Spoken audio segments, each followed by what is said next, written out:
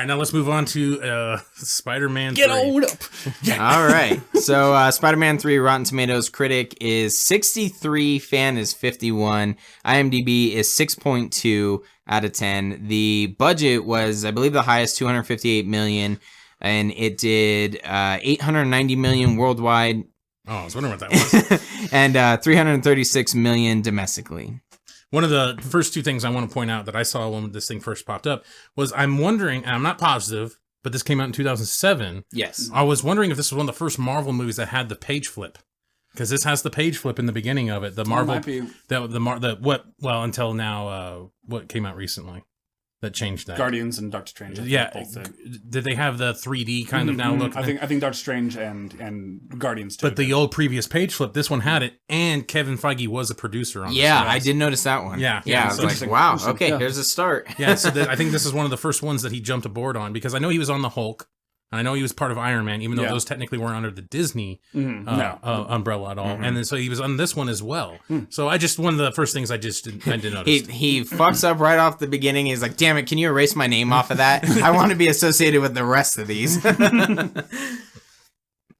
So, just to start off, I thought it was pretty cool. I watched 2 and 3 back to back, and maybe that kind of helped. But I thought it was a pretty solid jump from... like I said, in Spider-Man 2, he's getting his ass kicked by life, by everything around him, and then he finally comes to terms and says, all right, I'm going to be Spider-Man. And essentially, he, gets to have his cake and eat it too with the whole MJ thing. But when you start off Spider-Man 3, he's pretty upbeat. And I think the carryover was a part of that. Is he's like, all right, I think I can do this. I can manage everything. And I, like I said, I don't know if that's because I watched 2 and then 3 right afterwards. But I thought it was a pretty solid carryover. They did a good job, at least, making them 3 years later, or the release was 3 years later. That was a pretty solid carryover, to kind of maintain. And I thought it set the bar pretty high as far as what they wanted to show the contrast in. Okay, here's him upbeat and enjoying life, and then once he gets the Venom suit, he's emo and whatever, which we'll get to that. But one of the things that kind of bugged me right off the bat in this movie is the first fight he has with Harry. The spider sense, by the time we get to the third movie, is completely gone. Like, he has no awareness of what's going on around him. He's getting hit by stupid shit. He has no, and the whole like kind of noise they made before in the first one, and I think a little bit in the second one. It's completely gone by the third one. They gave up on it. It just didn't start off well. The police dog tries to attack Sandman, well, whatever his real name was at the point in the beginning. Police dogs don't go for your face; they go for your arms or legs. Like, it immediately jumps in his face, and he's like, and he catches the head and punches the shit out of the dog. I know, dick. And I was just like, no, that's not how a police dog is trained. They go for your limbs while you're running and shit. It's just not even realistic. God damn it! As he gets turned into a Sandman later. Not even realistic. I actually will say that Sandman was the positive in this movie. I thought it was a relatable villain. I liked the acting. I thought it was pretty solid. You're not a parent. Well, neither are you, but still, I thought it was. I thought it was pretty awesome. Dogs out there. Okay, that bug me just as much as a kid does. Trust me. So you wouldn't become a criminal to save them from their terminal illness? I thought it was cool. I thought he was like, kind of at his ends with, and he even says when he's leaving the apartment of of his ex-wife, I'm assuming, and his daughter, where he says, "I'm not a bad person. I've had bad luck," and that they paint that picture really well. I wish they would have focused on Sandman and not had Venom in there, especially watching it in hindsight. I remember it not being as bad as a lot of people were saying. I'm like, oh no, I didn't mind Topher Grace, I didn't mind Venom, but when I watched it yesterday, holy shit! Like, it's Venom isn't even really Venom. He's just Topher Grace, like it's just that it was kid weird from that 70s show. Right. Let's make him Eddie Brock. Yeah, but give him blonde hair and spike it up, and he is kind of a douche. He had some cool lines, I guess, but I do love the church line. God, will you please kill Peter Parker? I put that down. I'm like, seriously, he's begging Jesus to fucking kill Peter Parker. That was that so scene great. is cool. Yeah, I was like, this shit just got dark. Because he even tells him, like, what exactly does Peter say to him? Like, if you want something, find religion or something like that. Like, if you want to... Oh, forgiveness. Yeah, if you want forgiveness, find religion. Something like that, he says. And I'm like, so he did! He took his advice. And then he has to kill him. Not exactly what he meant, but... A little off, originally, Sam Raimi wanted Sandman and Vulture. That was what he wanted. And then whether it's Kevin Feige or whether it was just producer involvement, they were like, we need a marketable villain, and the marketable villain of Spider-Man is Venom. Absolutely. And the fact, However, and so it shows. It very much shows in the movie. The fact that Venom doesn't show up until way late in the movie, the fact that he's not developed, the fact that he doesn't look like Venom. I mean, because in Venom as a character, if you in the comics, he's again, Eddie Brock is a tank.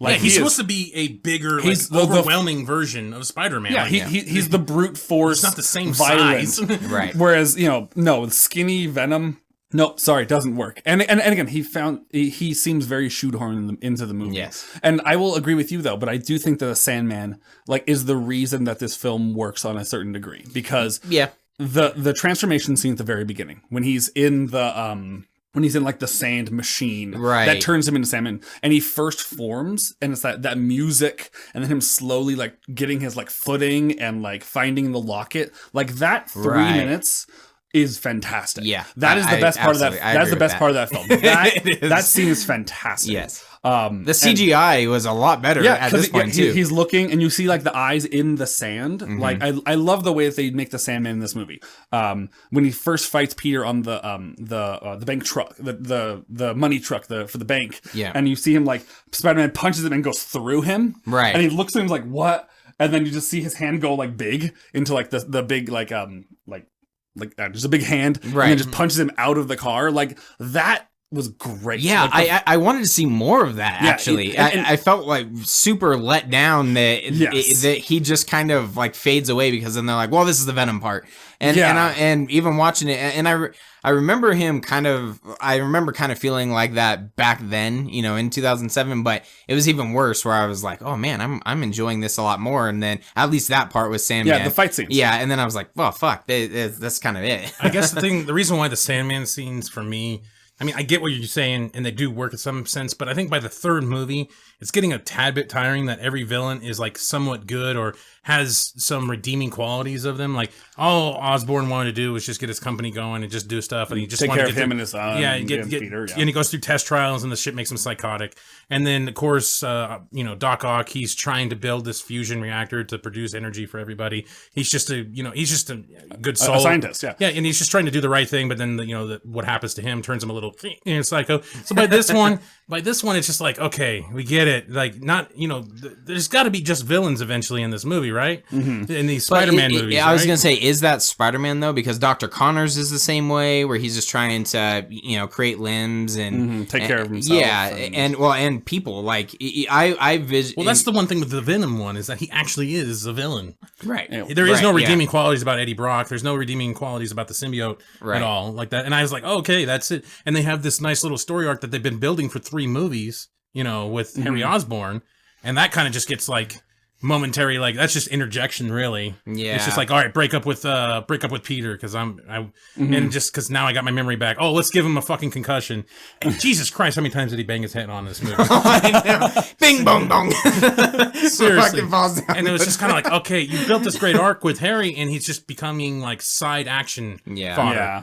And it just kind of okay, you killed that, and now we have this other villain that's supposed to be this kind of he's caring for his kid, and he has reasons to do stuff the way, he may have some justifiable reasons, but it's okay, come on, let's just get a villain. Let's just get someone that's bad, and let's end this shit, and I'm just that's just, throughout the movies, they became taxing. It's every villain had to have their Darth Vader scene, their redeeming scene at the end. I can see that. And so even with Sandman, had the same thing. I don't want you to forgive me. You don't have to forgive me, but I just want you to understand. He even has his moment. I'm all right, we've done this already. Can we just have a villain, Right, yeah. I actually, just to go back to Harry Osborn, I actually liked him and his acting. I like James Franco and the story arc, really.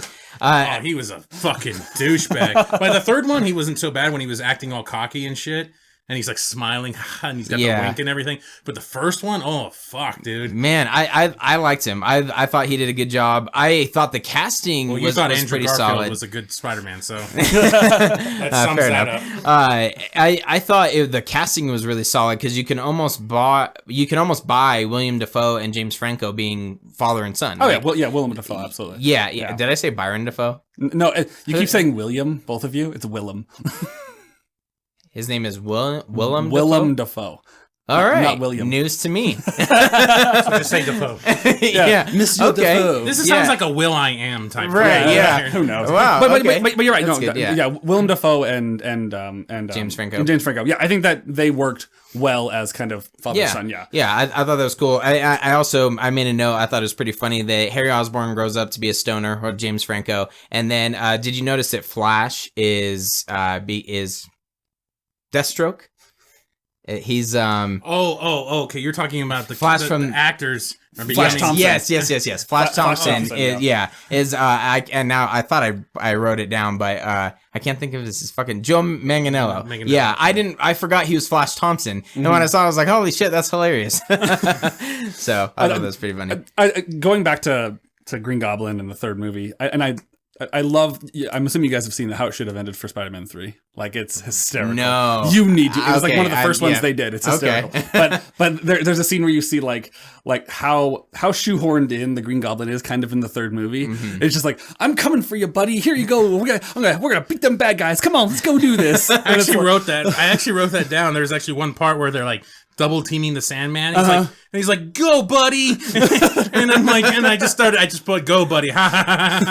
It's really cheesy, but it's funny. Yeah. But I think that you bring up like the amnesia kind of thing. Right. I hit my head, so I forgot. And it's it's like, if they're going to go with this, let's commit all the way through and let Harry Osborn take on the mantle of Green Goblin and stick to it. And I think that the let's go team up on Venom and Sandman. Right. I think Green Goblin and Venom would have been a better movie if they would have had like Oscorp financing.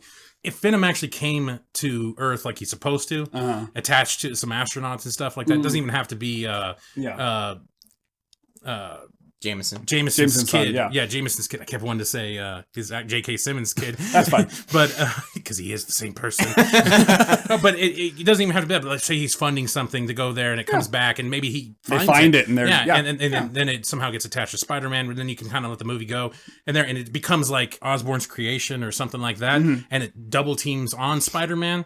I think that would have been a better movie. I mean, I'm not saying everybody likes the Sandman parts, from what I understand. Actually, they like the character stuff. But like I said before, it becomes taxing after a while to have this kind of redeemable supervillain at the end and shit like that. So I was just kind of like, maybe we just had fucking villains that end this series, like some badass in the series with Harry, and you can bring in the Venom if you want to. Mm-hmm.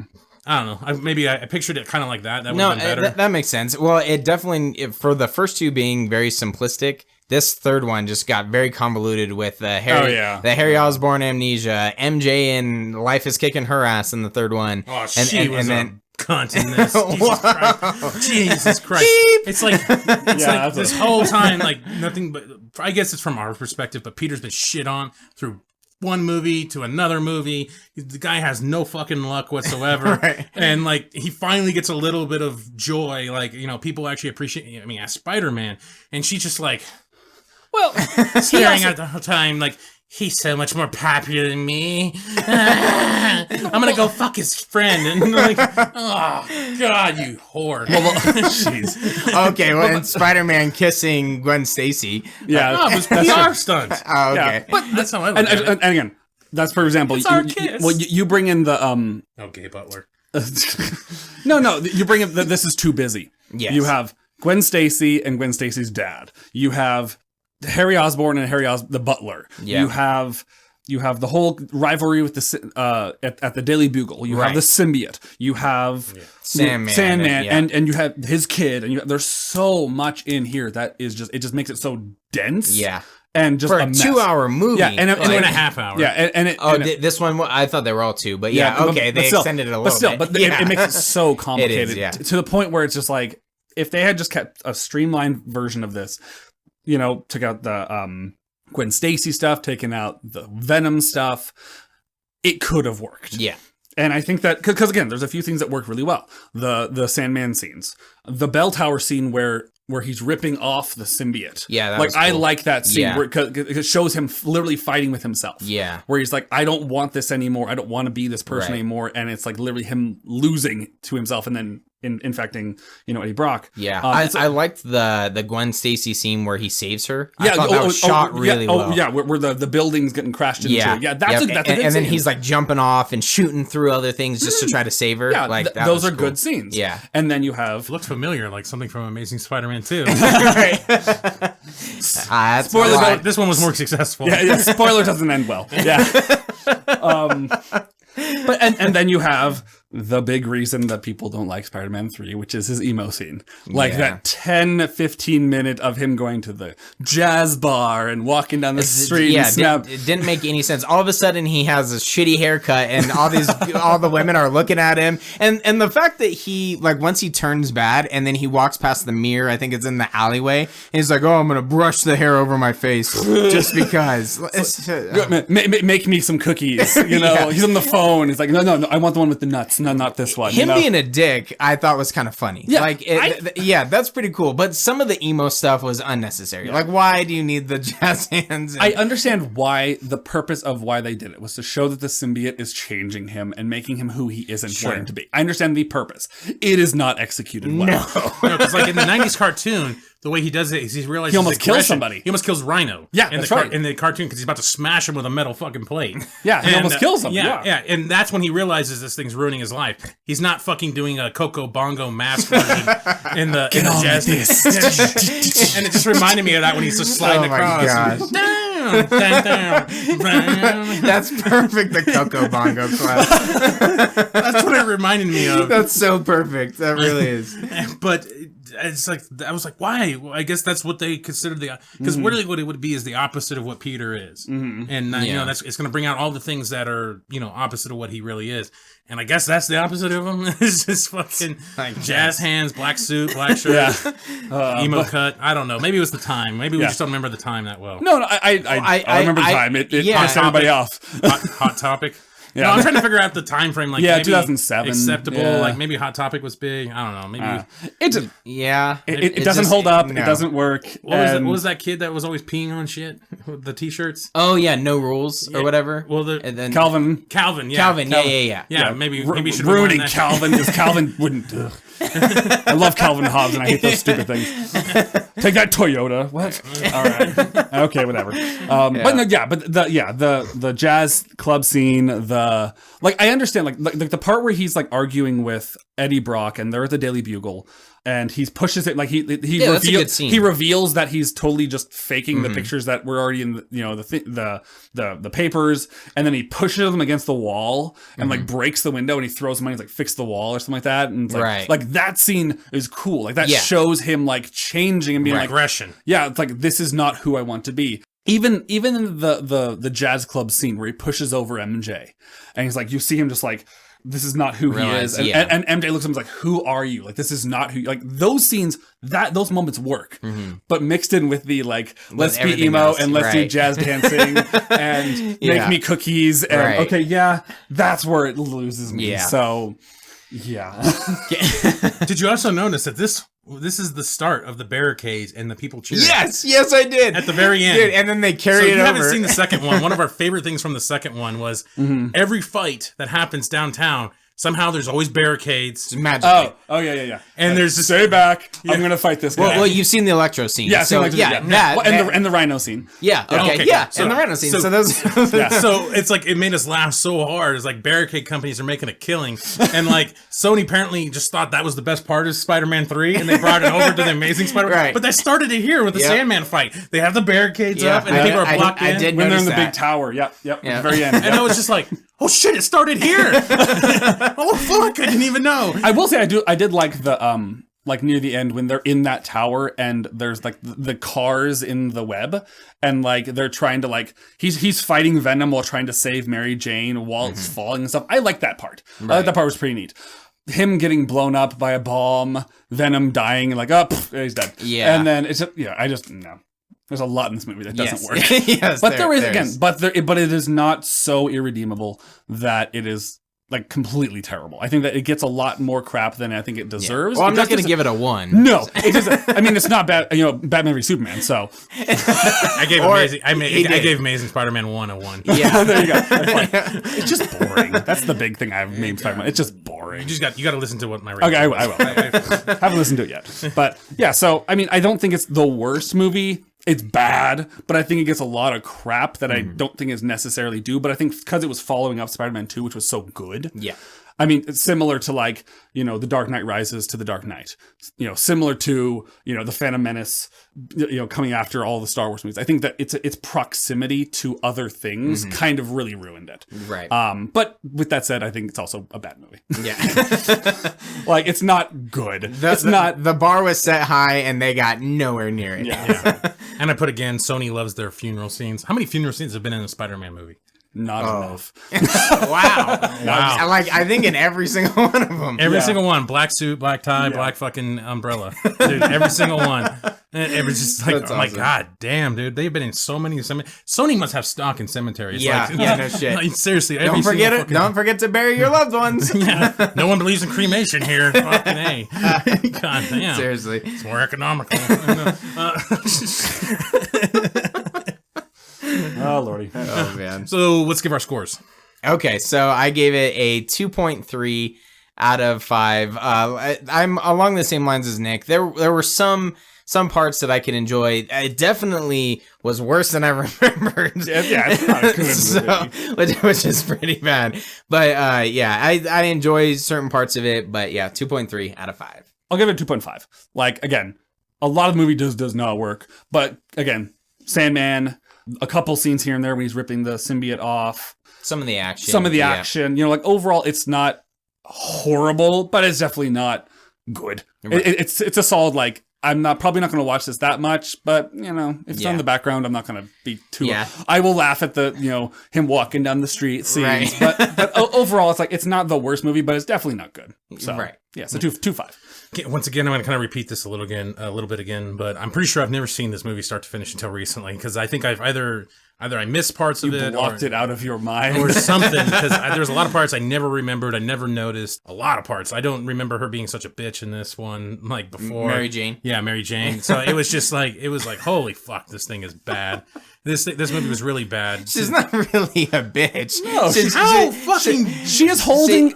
Peter Parker's being an ass. No, it's not. But he's enjoying. He has been shit on. Right. For a guy that's been shit on that much, he can have a little bit of a fucking smile for once in his life. She is kind of a woe is me. She ain't giving him none. You can tell that. God, he is pent up. That's why he's just shooting this shit everywhere. Yeah. But I don't know. Go ahead. Yeah. You finish it up. Yeah, we'll disagree. That's fine. Enough of the spider jizz, okay, guys? Seriously. That's our maturity level on this show. Yeah, your maturity level. Yes, that's what I said. That's what I meant. Hour. Yeah, don't throw me into that. Oh, well, I was throwing Matt into it. So my bad. That makes sense. The comic movie Mark's maturity level is as low as this movie. Or 2.5. Out of 20. Just ultimately the movie just I don't know. Why do you have a pothead from that 70s show be your Venom? I have no clue. That dude must have literally been like he must have been like, I'll do it for $50. Just let me in this movie. Just put me in the movie, let me be Venom, I'll do it for $50. And they're like, well, we can't beat that. Pretty much. This was the highest grossing Spider-Man movie in the end. Hopefully Homecoming will change that. We'll see what happens with Homecoming. I have no expectations. That's what I've learned with movies. Just don't have any expectations. Because either they'll fucking just ruin it for you. Fuck you, Doctor Strange. Anyway, so my score is 2 marks out of 5. Better than Amazing Spider-Man 1. Yes. Wow. Because Amazing Spider-Man was bad. It's just right. Agree to disagree. In a nutshell, it's just boring. And that's the problem. And that's the thing that I think is present in those amazing movies. Again, I haven't seen the second one, at least the first one, but that's not present in these movies, is that they're not boring. At the very least, the Spider-Man trilogy, the original one, is entertaining. Yeah, Spider-Man 3, though, I was pushing it. It was pushing it where the dialogue... Did you really expect me to go lower than a 1 on this? No, but equal to... Okay, 1.1. No, we remember Spider-Man 3. Yeah. Like I said, true. At the very least, true. It is not... There are bad movies that I've seen that I cannot even tell you, couldn't even tell you what happens. Spider-Man 3, you at least remember. Yeah, I will give you that, because Amazing Spider-Man 1 is, I enjoyed it. There's some memorable things, but 2, the large portion of like everybody. I don't remember a thing that happened in Spider-Man 1. It's not. It isn't very memorable, and I'll give you that. One of the things I was telling you about that I was really surprised about from this one compared to the Amazing Spider-Man ones was because it's organic webs. Like he doesn't use them that much, really. I mean, he uses them, but he punches and kicks and fights a lot in this. I even made a note in one of them. There's like really annoying punching and kicking sound effects. It's like every time. Yeah, it's the first one. Is it the first one? I'm pretty sure it's the first one because I made that note too, where it was like over the top, a stock footage kind of fight. Yeah. And then a Wilhelm scream in there as well. In the first Amazing Spider-Man, I actually noted it. Except for beating up the blonde dudes, he never throws a punch against the lizard. Mm-hmm. He tries to and then gets knocked off. But other than that, he just webs the shit out of him. He just spins around. Yeah, he just webs the shit out of him. And that's it. And it was like this huge contrast between the fighting styles of the Spider-Man. And it just became super boring because he'll either launch himself into him or just web the shit out of him and try to drag him or throw him into something. But other than that, he gets his ass whooped through like 90% of it with his mask off. In the Amazing Spider-Man. In the Amazing Spider-Man. Yeah. And this one, he was straight up fucking punching, kicking. Oh, yeah. I even made the joke in one of my other notes was in the first one, Willem Dafoe. Willem Dafoe. Thank you for that correction. You're welcome. I'm 29 now, and so Will.I.am Dafoe is fighting him, and I even made like Mortal Kombat references because like he gives him an uppercut and he goes up in the air, and then I think even Green Goblin does like a flying sidekick, like fucking he does. Liu Kang and shit. And I'm like, dude, it's Mortal Kombat. It's fucking awesome. I just love him leaning up against when he's having the talk with Spider-Man in the first movie. He's leaning up against like the thing is like, let's talk about this, but he slaps him kind of like. It's like you and I were the same kind of person. And I'm like, that's fantastic. It's dumb, but it's right, funny. Yeah. So that concludes our reviews of all three Sam Raimi Spider-Man. I give the first one a 2.6, I think. Let's not go over the scores. Yeah, I can't remember. Roughly, the second one's the best one. Yes. Re-listen to the podcast, and you'll know what we said. Yeah, exactly. You should have been keeping track. Fuck you. But unanimously, second one. Hands down. Second was the best one. 2, 1, 3. I think we were all in that same order. Absolutely. So, yep. Yeah, thank you, Nick. You brought in a lot of greats, especially with the Willem Dafoe. I almost did it again. Correction. But no, you brought in a lot of really good insight into this. So appreciate you helping. When we were all texting, I was like, man, I really hope Nick can bring this in because I know the comic books I read were obviously largely more DC, and I was excited to have you in here being a more Marvel fan and bigger Spider-Man fan. So you spoke on it really well. Appreciate you coming. Always love being here, guys. It's always fun. All right, cool. Sounds good. All right, so make sure you check out our YouTube page at Comic Movie Marks. Make sure you like, share, and subscribe. We are at 49 fucking subscribers. I can't believe this. We have just boomed out of nowhere. Almost a 50. Woo! 50 whole people. That's a person in every state. Until Puerto Rico gets added, and we're fucked. Exactly. So slow it down, Puerto Rico. Slow it down. Keep it to a minimum, Puerto Rico. So make sure you check that out. We got some content. We got a lot of comments lately. Yeah. We actually got a comment today. We got to reply to that. Okay. I didn't notice, so it's our usual groupie.